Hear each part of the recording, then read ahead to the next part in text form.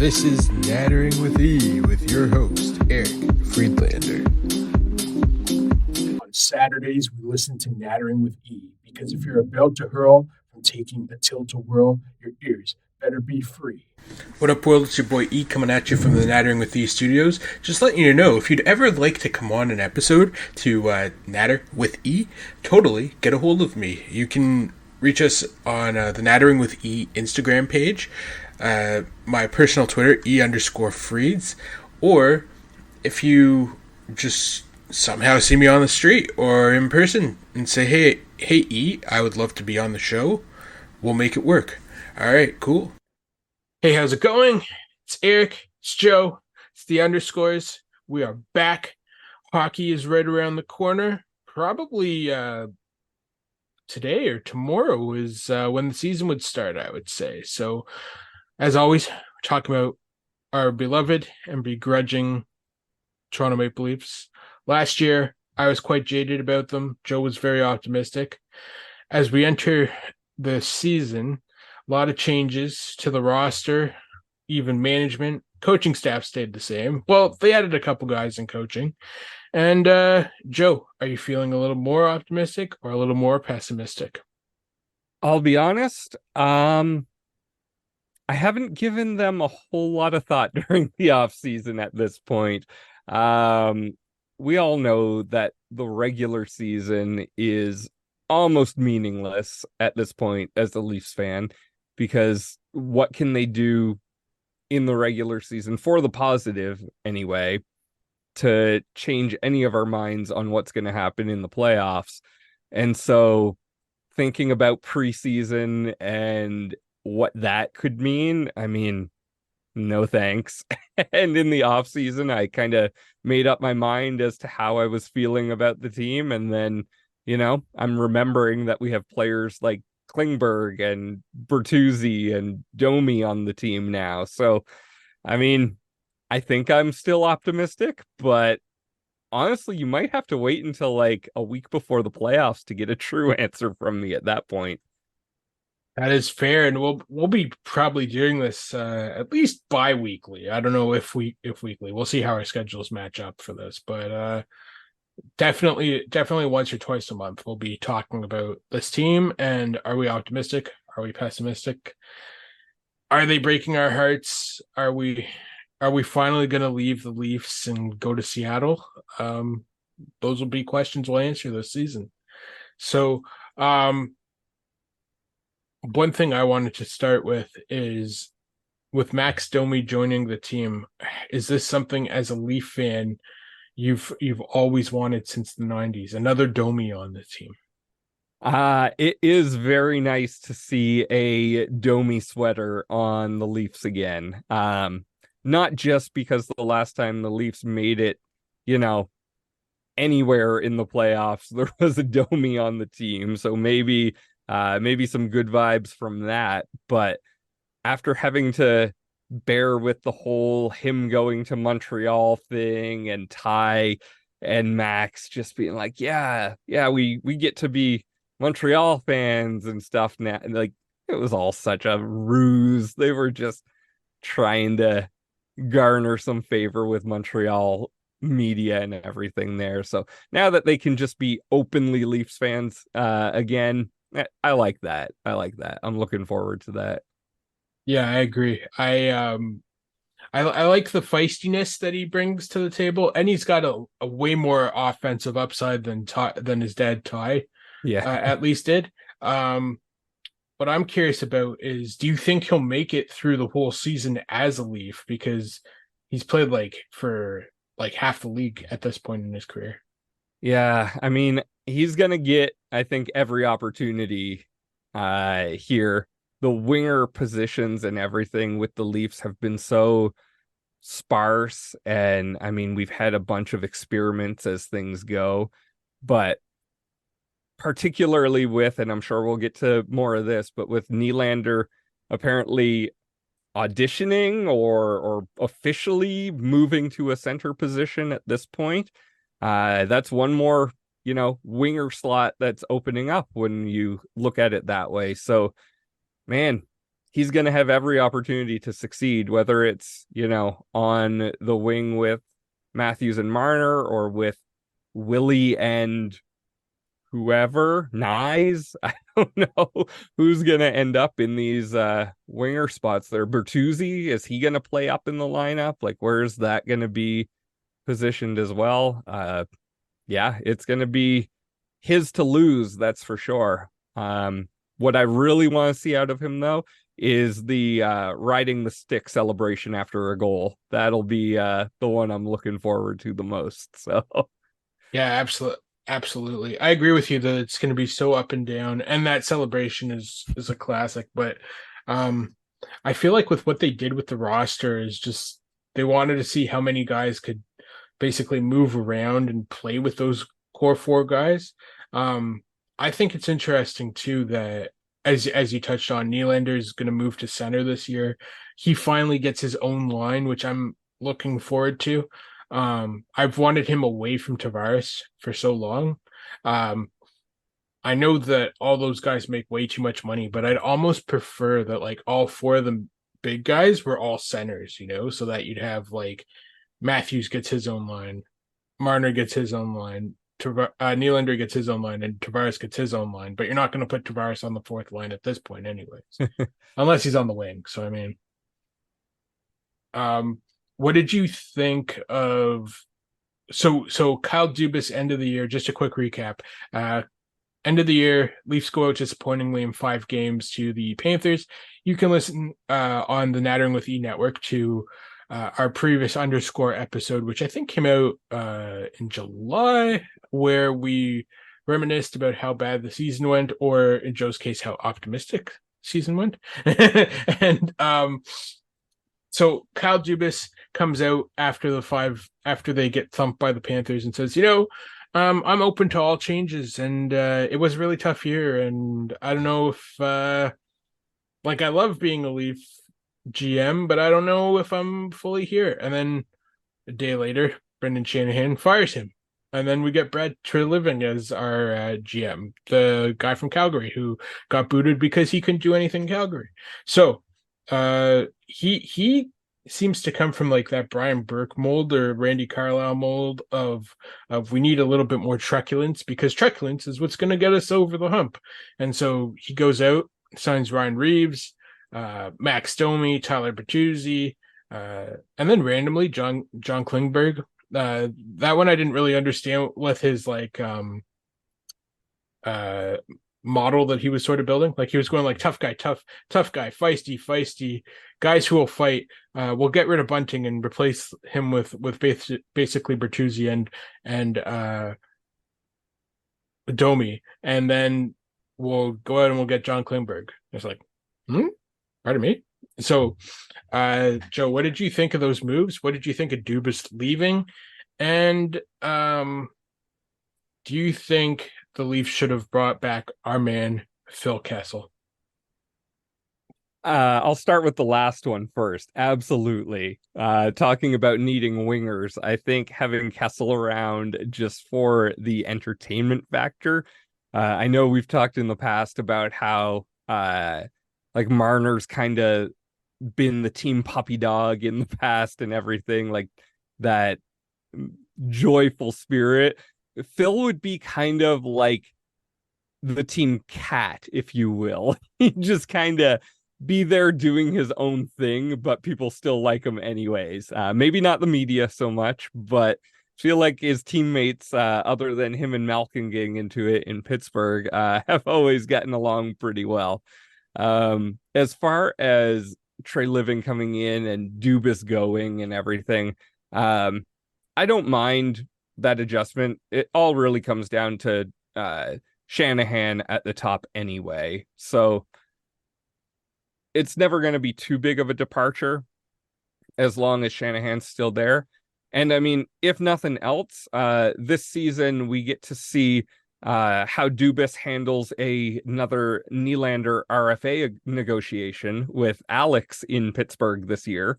So that could be interesting to see how that plays out, if Willie gives his brother any advice on how to handle his new GM over there.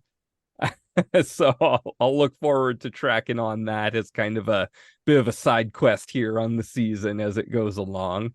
But as far as the people that Trey Living brought in, man, I honestly forgot about Reeves completely, because I feel like he's going to be a guy that you plug in sparingly throughout the regular season. Like maybe he's on your fourth line at times, but I think for a lot of the regular season, you're going to end up seeing some of the young guys getting a shot to see how they're looking.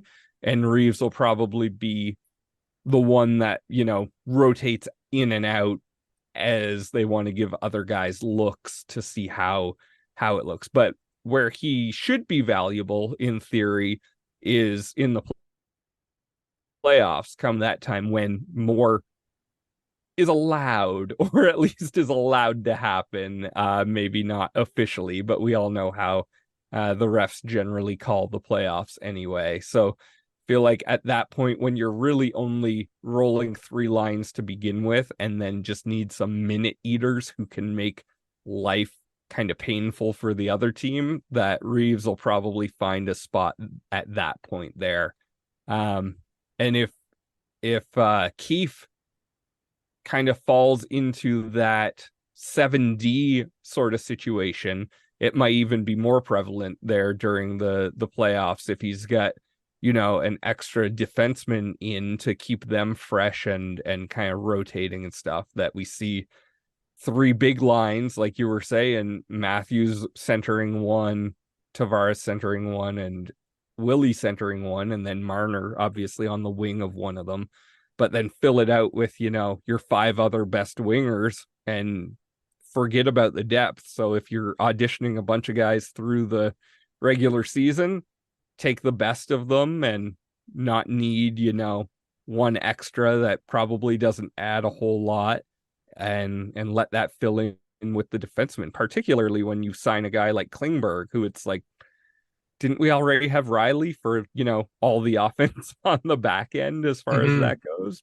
But it's definitely an interesting series of moves. None of them are really long term though, so it's keeps us flexible, which is nice with contract negotiations and everything coming back up. But I like the Matthews contract. I think it's a good time frame and cost kind of for this series of contract, because I mean the other option, if you go 8 years, you're gonna have to pay so much more, and you end up getting him like locked into his mid 30s at that point, which it's hard to tell. He's had some injuries. He's had the wrist injury. He's had some back issues. Is he going to be worth, whatever it would have cost, 15, 16 by that point? So we get him locked up for the best years of his prime at a manageable cap hit, particularly if the cap goes up like it's expected to here once we're out of the whole like COVID relief payback thing that was going on in the NHL there. Get to see some of that come in, maybe get some transfer fee money coming in once the league finally does away with Arizona and puts them into a city that can actually host a team. But I want them to go to like Quebec or even like Hamilton or something. It'll never happen because it's Bettman, but like, yeah, I don't see Canada getting another team right now. I mean, I think at the very least, Houston is getting one. I don't know that they would send a existing team to Houston, though. I feel like Houston would be more or less the like, we want to give you something fresh. So I'm not sure when that'll be. I could see a city like Kansas City could handle one, I think, and doing a transfer would allow you to spend a year or two, developing a fan base before they get there, rather than just having to do it all with nobody. I feel like that could be a better situation there. Whereas Houston, I feel like it's a large enough population. They've got enough other sports teams that you can be like, hey, this is coming and it's going to, be something that they can build on. But does Kansas have good fans? Because I know you lived there for a while. So like, I know football, of course, they'd be crazy not to have good fans with given how good that team is, but like the Royals are crap, and like I don't even know if Casey has a MLS team. Sorry, but I mean, generally speaking, is it a sports city or is it not so Yeah, much? I would say it is. And they do have a MLS team, Sporting KC, and they were actually the first MLS team that I went and saw. No, sorry, second. I did go see a TFC match while I was living in Toronto, but My condolences. it was actually against LA Galaxy when Beckham had just come over. Oh, So okay, yeah. yeah, I get to see that, which was really cool. But yeah, Sporting KC, their fans are absolutely like wild in there. I feel like most, soccer fans are when it comes to that, the hardcore ones anyway. Mhm. But they have a great like setup, like their stadium for that, I feel like is pretty sick. Um, and then when I was living in Kansas City, the Chiefs were absolute trash, but the fans were still there. I was there for the game where the Chiefs broke the loudest outdoor stadium record, Oh, the right, okay, Guinness yeah. record there. So I was there for that, which was awesome. Um, they're set up really well there because both Arrowhead and Kaufman, so where the Royals play, are built like right next to each other and they basically share parking lot. So it extends, across the two stadiums there. And so the tailgating and the barbecue and everything that they like, my buddy Matt's got season tickets to the Chiefs. And so he'll show up as soon as the gates open, which is usually like 8 or 10 hours before game time. Since the Chiefs get a lot of primetime games, they get the afternoons and evenings a lot. So there's a bit more flexibility there than, a noon start or whatever. But he'll show up there and like everyone's just grilling out, smoking their meat and everything. And it's sick that way. But the difference then when you talk about an NHL team is like you probably don't want to put them out there because there's not really a tailgating, atmosphere to it with the smaller uh like stadium size. You don't have 60,000-80,000 people for a hockey game. So if you're looking downtown, there's the Power and Light District in Kansas City, which is pretty bumping at this point, which I think I'm giving my age away by describing it that way. But they've got the Sprint Center already down there where they do a lot of like basketball tournaments, that sort of stuff that they could have an NHL club in. They'd obviously have to revamp some of it and invest some money in that, and it wouldn't have the seating capacity that you'd want, but it would still be 4 times what Arizona gets, right? Arizona So currently has. it's So crazy. It's yeah, crazy. it would be maybe similar to what Winnipeg has there because they can seat what 15,000 maybe I something think around so. that. 15 or 18,000, Yeah, yeah. they're one Yeah. of the smaller ones in the NHL outside of that college club in Arizona. Um, I, so I I, think they could handle it pretty well there, and there's enough transplants in the Kansas City area as well. Like they've definitely become like a destination for people going to work where they don't want, a massive cost of living, but still want access to good jobs, regular city amenities, that sort of thing. So you get a lot of people from the coasts and stuff that are going in there who are like, I'm not paying New York prices. I'm not paying Los Angeles prices, not paying Bay Area prices. And so they're coming from hockey communities as well into there. And same with like Chicago people going over that way. And you've obviously got the Blues across the state. So that's about a 4 hour drive. So, I mean, that's, good rivalry too. yeah, So for the people in the Midwest, like a 4 hour drive isn't that much. So, I mean, I could see kind of a interstate rivalry that way being developed pretty quickly with fans going back and forth between the two. But yeah, yeah, I think it would be absolutely. cool. I selfishly Would want you it. go back if you would you go back to watch some games if they got a team there? I wouldn't move back, but I'd definitely go That back and watch No, I some. mean like Yeah. as a visit. Yeah. Yeah, yeah, Yeah. I would definitely make the trip. It's about 8 hours from here, or like our flights aren't bad from here. Like I'm going out to the Monday Night Football in November, Chiefs versus Eagles out there. So maybe I'll try and get up in the box with Taylor Swift or something, but I but I'm mean, flying out there for that, out and back, and like round trip the flight ends up being like 225, 230, something like oh, that's that. not terrible. Yeah, So yeah. yeah, I mean it's That's really awesome. not bad there as far as that goes. So I mean I could definitely see myself taking a weekend trip out there for a Leafs game uh if they ended up getting a team out there. I know they'd be Western Conference, so they'd only have the Leafs in town once a year, but I Mm. mean same thing with, Chicago right now for me. It's a 3-hour drive away, but now that they've got Bedard and Oh, you everything, got to go. You got I to go to know those I'm games. definitely gonna try to, but man, tickets are gonna be insane. I feel like it's gonna Mm. be kind of disgusting trying to sort through that. But How I far mean, is Detroit from you? Like we were saying off air, you're going to Arkells concert, which is going to be awesome. Or yeah, that's by the gonna be time this sick. goes up, you'll have gone to the Arkells concert. So, Yeah, I'll um, still be recovering from the Arkells concert when this goes up for sure. But yeah, Detroit's like 3.5 hours or so from nice. me, so it's not a bad trip. Like Indy's not bad for that because I've got Chicago 3 hours away, Detroit's like 3.5, Columbus is 3 hours.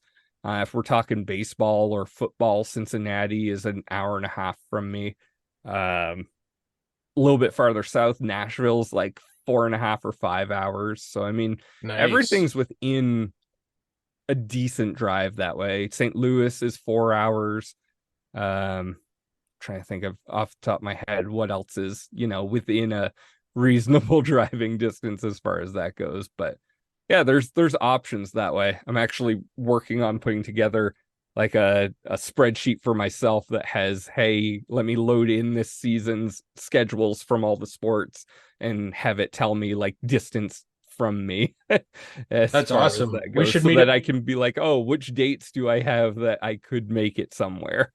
Yeah, yeah. We should meet up for like a game. Like I'm getting a car, so I might try to go to Nice. Detroit for a Tigers game or I'd love to go see the Bengals. I don't know if I would like I have a phobia of crowds and stuff, but like I'd probably suck it up to go see like Joe Burrow and whatnot, and to see if they'd ever let me into the stadium. You're probably like, huh? What's that about? So a few years ago, when your doppelganger Andy Dalton was for those who are new to the underscores, Joe as ginger hair, and we both have beards, so we jokingly call the underscores the ginger beard show. Um, he's the beard, I'm the ginger. Wait, what? Anyways, a few years ago, when the Bengals were in that rebuild, like I think it was the year that they tanked to get Joe Burrow. Um, they were playing, I think it was KC or New Orleans in Cincy, and so I had this like jerk neighbor, so I stole his name and his address, and I mailed lube to Andy Dalton in Cincinnati and said, "Good luck, good luck on your game against either the Chiefs or the Saints. You may need this. Sincerely." And then my jerk neighbor's name and his address. So, if that guy somehow finds this podcast, yeah, that was me who did that. So That's uh hilarious. yeah, I got to try and see if I can go to no, well, if they think it's him, then I can definitely go to Cincinnati, I would say. Yeah. Um so so as you said earlier with the Leafs, our expectation is pretty much wait until the end of the regular season to see if they've actually either establish themselves as another force as they do every year, or if this is a year where they have lost guys to injury. As we start to wind down here, my question to you is, Joe, do you give a crap about if or sorry, give a care. Do you give a care if these big four guys hit their like individual point? numbers, or would you rather them be uh 20 goals, 60 points each, and then turn it on in the playoffs? Yeah, I mean, I feel like a hypocrite because I feel like I should just say, from what I said earlier about the regular season not mattering, but like you're paying these guys what you're paying them. Like they still need to show up. And so if they aren't putting up at least Matthews, Marner, and Tavares, if they're not point a game players, that's a problem. I could live with Nylander being a 60-point guy if he's improving defensively as a center and being more responsible in that factor. Like, I don't think he's irresponsible per se. I'm not one of those haters when it comes to Nylander or anything there. And I'm not what I hear is his fans called Nylanderthal. Is that the term that was going around there? So I'm not on Fantastic. either extreme end there, but I think as long as they're putting up, point per game numbers for the top 3 scoring ones, and then Nylander, if he's improving defensively and managing the center position well, as long as he's still putting up 60, choking on that a little bit there. As long as he's still putting up 60 as well, then I won't have any concerns about that.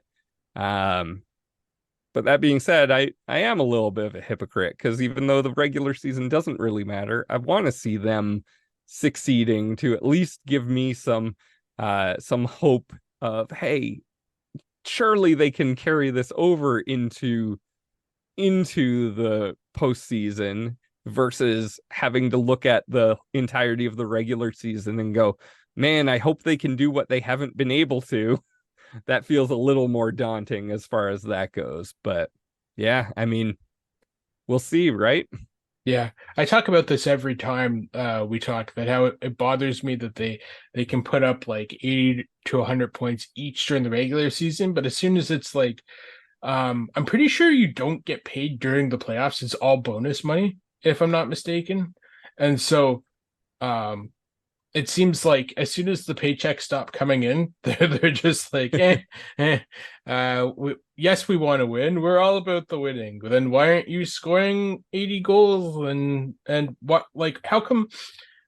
I hate calling Matthews like one of the best players in the league, but then he does nothing in the playoffs, and then you see like McDavid just like continue to be McDavid, or Draisaitl continue to be Draisaitl, and it's just like, why can't you do that, man? Or the Tampa Bay guys, for instance, scoring. I honestly thought that when Matthews fought Stamkos in the first round, I was like, oh, and then he turned it on the rest of that series and like basically carried them to that 6-game first round win. It's like, okay, we're finally getting it. We're finally like going to see what this dude can do. And he's like, nope, that was just one off. I'm back to my mellow self. One thing I think for sure I need to see this season, because as we're both saying, the regular season doesn't mean too much to either of us, but I want to see the secondary scoring really step up and like just show that like if there's either injuries or they decide that they want to rest the big 4 for whatever reason, the secondary guys can score and like carry the team. Like I'd like to see a scenario kind of where if Matthews and Tavares are both out of the lineup just for rest purposes. I don't want to say injury because I'm not one of those crazy fans who's like, oh, if they're injured, this is how I want to see the team. But if they're resting, I want to see how a team looks and plays with like a week of games. So like 4 to 5 games of Nylander and Marner, and then like everybody else, and see if they can like still be a quote unquote playoff team or if it's like the worst thing in the world. So that's what I'd like to see. No, I hear you on that. That's got to be something that really steps up. And honestly, like I think we added players who can do more of that in, Domi and Bertuzzi. Depending on how Matthew Nyes looks. I mean, until he got injured, he was looking very favorably.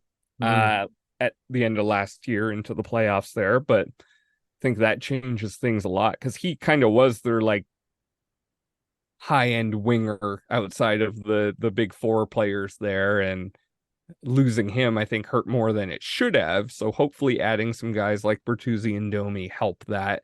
One thing that I completely blanked on was that we added Martin Jones in net as well. So I think the goaltending is always going to be a curiosity with this team too, because you've got Samsonov still with 1 year left on that deal, and then now you've got Martin Jones, who, I mean, he's been rough as far as that goes in his last couple of years. He's the only guy I can think of. Sorry to cut you off. He's the only guy I can think of where he had basically the same record as Samsonov, lower save percentage, but they both were like 27, 14, and 2. And everyone's like, oh yeah, he's going to be the third string guy. And this unproven guy in Wool who came on last year at the end of the season is going to be our number 2 guy. And there's a possibility he could be our starter. And you're just like, dude won 27 games last year. Like how is he your third option? And then you're like, oh, save percentage and how rough he's been, so interesting. Yeah. I mean, he played 48 games and had a 3 basically for goals against average, but and like Seattle, an 895 save percentage or something. So 887. 887. Jesus Christ. I know, right? It's just rough on the save percentage portion of it, but like he had a 900 save percentage for Philly the year before, but then the 3 years prior to that he was sub 900 again. So it's been since 2017 2018 that he's had above a 910 save percentage. So I mean, it's been a while, but he had, a stretch there where he was playing in front of a decent Kings team and then a decent Sharks team, where he was looking really great, but yeah, not so much in the last couple of years per se. And I feel like the biggest thing with goaltending for the Leafs is that they have to be consistent. I know that's like the hardest thing in the NHL, is to be consistent, but you just can't give up the backbreaker, like if you give up 2 goals to 3 goals a game, but they're deserved goals, okay, like that's going to happen. We should out offense most teams when that's the case. It's when you give up that soft wrister from the point that you just whiff on that shouldn't go in, that it starts to be deflating, because it's like, okay, we already have to outscore teams to begin with, but now we also have to battle our own goalie. Yeah, absolutely. And so if he's able to even like give us 905 save percentage, but he's not letting in those back-breaking goals, that might be better than a 910 or a 915, but knowing there's a soft one around every corner, So it could just depend overall on not how many, but how he gives them up, But you're right, Woll didn't have much of a track record, obviously, but I mean, I was feeling more comfortable with him in net than Matt Murray, obviously, who I assume he's just done. Do we have any idea on there? I haven't tracked. They said he suffered like a major injury in training during the offseason, and that's why he's on LTIR. They didn't disclose what that is. It might be like the Alex Manoah injury, Jay's reference there, where they're giving him injections for his arm, but all signs point to his arm being fine. It's just he needed injections, and that's why he was bad this year. Before we get out of here, 2 questions for you. One is, do you think this is a big year for Liljegren to establish himself as a top 4? And Sam Lafferty and Kelly Yarncroc, I think this is just a statement, and then I have another question. Yarncroc and Lafferty, I think those are two guys that we really need to see step up this year. They came on a bit near the end of the season, but they didn't really do much. I almost think that when we lost O'Reilly to the Nashville Predators, there was a hope that who was the other guy that they grabbed from St. Louis? The center? He went to Pittsburgh. I'm not sure. I'm blanking right now. Let me double check. Riley, Luis.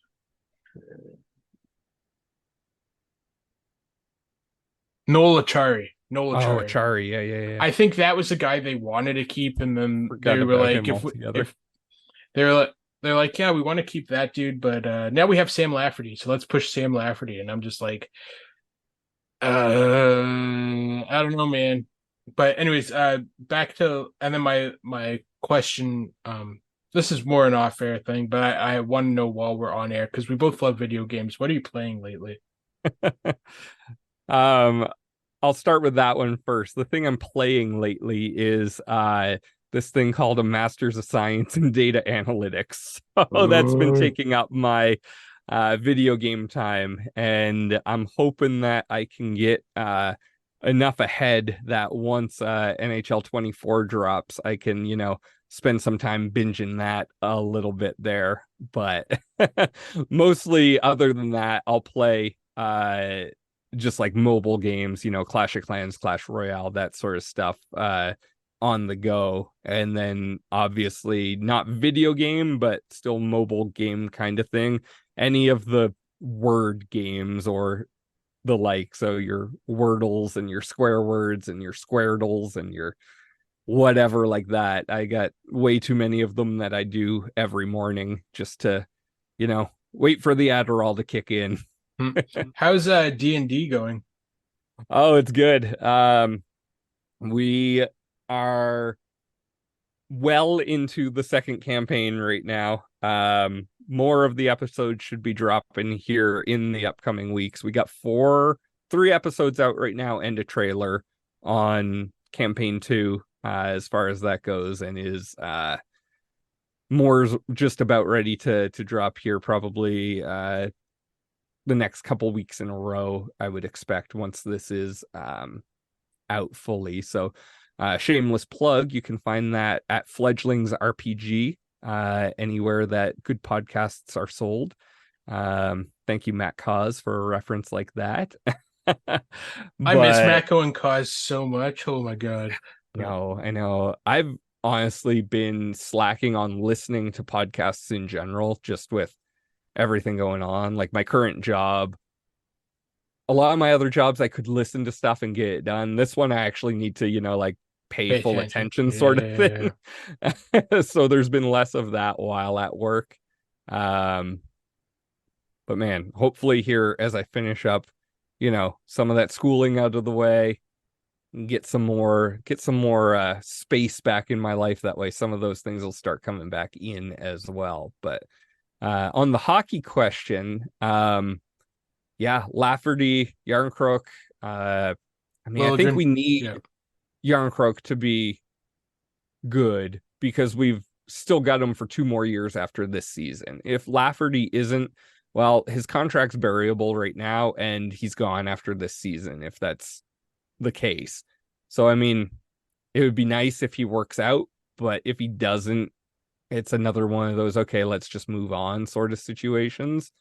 But, I'm more, intrigued on how Nyes looks, how even Pontus Holmberg, like him being another year left on his contract at $800K after this, like if he can develop into a solid bottom 6 guy and not cost us an arm and a leg going into his RFA contract, that would be wonderful. And then like Nick Robertson, can he stay healthy? Like what's going on with him there? Is that just going to be his career, like always on the shelf that way? Or are we going to get to actually see him perform for, an extended period of time? So on the wings and stuff, that's kind of where I'm curious is more on those younger ones and what they're going to look like when it comes to it. And then, like, we signed Camp to that 4-year extension. So, I mean, it's at a manageable number for sure. 2.4 isn't bad for him at all. I mean, it gives us some stability, I guess, in the bottom six, a good PK specialist as well. So, like, if what their plan is to throw him out for every defensive zone draw and penalty kill, then okay, cool. Like, I think that's probably worth 2.5, Yeah. for that period of time, and gives us at least something to know is going to exist down there.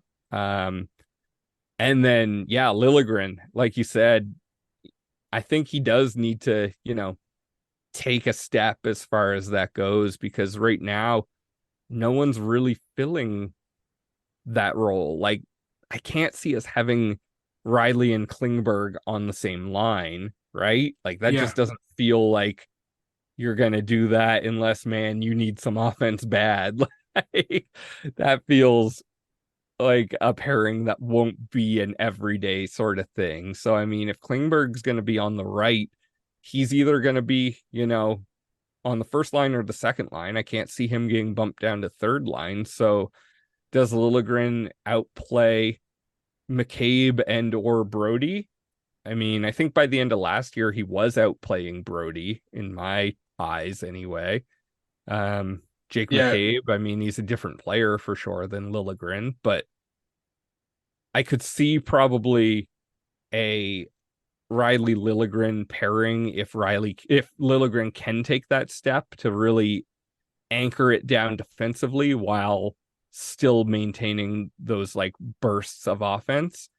And then if you have like Klingberg and, I mean, who do you throw with Klingberg? Do you throw Probably like a Brody. Giordano and tell him never to go past the blue line? Like, hey, No, it would just probably be Brody, I defense. think. Like, I yeah, think. so Yeah. Brody, I mean, he's always played on the right, but he's a left-handed D. So, I mean, will he be better back on the left side defensively as far as that goes to pair up with Klingberg? Or, yeah, I don't know. And then you get Connor Timmins that's around as well. And I assume we'll get to see some action throughout the season that way. And then, I mean, I wouldn't mind seeing like Niemela get his 9-game look or whatever. Like, he's past his ELC slide time frame. Like, he's 21 now, so we're not saving any years by not playing him at this point. So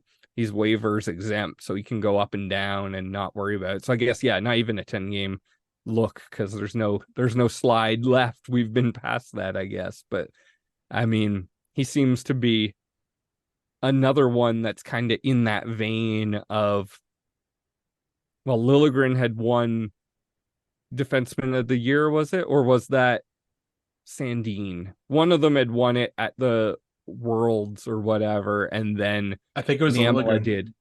Yeah. Then Niemela did the last or the year after that. So maybe that was Sandin and Niemela that we had both of them. And like, Sandin obviously was up and down for us, and I think was probably rushed into a position a little too early, like earlier than he should have been, but out of necessity because Liljegren hadn't taken a step there yet. And it was kind of like, well, someone's got to play it, Mm-hmm. And so I don't know. I'd like to see what he's got, but if he's not ready to be up in the lineup, then that's an easy one to keep down there. But someone has to make that step. Because I mean, right now you've got 7 legitimate NHL defensemen, Giordano with an asterisk because he might just end up on Robida Island there at some point, depending on how he's looking. I mean, 39, he's 3/4 of the way in the grave at this point as far as NHL lives are concerned when it comes to that. Yeah. But like, his contract's variable, Timmins is variable. The rest would have some hit to them, but I mean, I can't see any of them going down by any means, so they have to perform. Like there's just Yeah, no they other need more option. offense than Riley, though. That's what I was kind of getting at. Is like Yeah. Lilligren seemed like the sort of guy who he could get maybe 35, 40 points. I still don't get why they didn't give Gustafson more of a chance when he was here, because like he Yeah. had 38 points, and it's Yeah. like he came on and he had the most points besides Riley, and they were like, yeah, we're going to use you as our eighth defenseman. It's like, what? Yeah, Makes when we no were sense. struggling to get the puck out of the zone and, make any connection into the zone and everything, like he seemed like he would have been a guy to fill that role. And I Mhm. don't know if that was a like Keefe decision where it's like something about him he didn't trust. And maybe that's why we ended up with Klingberg, where like if the conversation went a little something like, hey, I know we had Gustafson last year, but like if you're gonna give me a guy who gives me no defense and only offense, the offense better well be worth it, Yeah, yeah. Because you And see so these, sorry, sorry, because you see these teams like Vegas and even Florida and Carolina and who did Vegas beat in the West Final? Dallas, I think. yeah, that sounds right. Dallas was in there at some point. But my point was just simply that you see these teams and like their entire defense, like their number six guy in the playoffs still has 20 points. Like with the Leafs, it's like Riley 85, like Riley, 55 points, Mm-hmm. Brody 20 points, Giordano 19 points. Like you can't win with non-offensive defense. Like Yeah, those guys need to score, otherwise, what are they doing in the lineup? So yeah. that's the one thing they need to establish. Like I really want to see some secondary scoring this year. So we're gonna get out of here now. We'll be back in probably a couple weeks. We're gonna try and do this. You want to say bi-weekly? Yeah, Probably works, that right? sounds good. Yeah, bi-weekly. We'll be doing this all throughout the season, and hopefully you'll join us every couple weeks to talk Leafs, talk the NHL, and just talk to us. Really, we need more friends. So yeah, talk to us. All right, thanks, Joe, as always, and we'll be out of here. Thank you.